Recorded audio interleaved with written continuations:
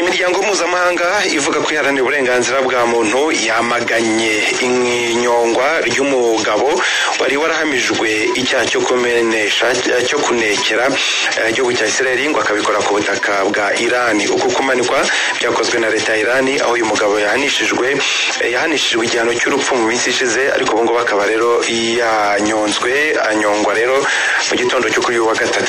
Cyo kumanika byabaye umunsi nyine. Iran ikaba imaze imyaka myinshi ihanganye na Israeli, aho muri uyu mwaka gusa imaze guhitana abantu 9. Abo bose bakekwaho gukorana n'urwego rwitwa Mossad. Iyi Mossad ni urwego rushinzwe ibijyanye n'iperereza hanze ya Israeli, ariko n'u Rwanda nyine ya Israeli. Aba rero bakaba ngo bakora ibikorwa bitandukanye byo kuneka leta ya Iran, kandi bigakorwa n'abaturage ba Iran. Iyo bafashwe rero nta kindi, inzego z'ubutabera muri Iran zihita zibakatira urwo gupfa, kandi bigashyirwa mu bikorwa mu minsi ya vuba.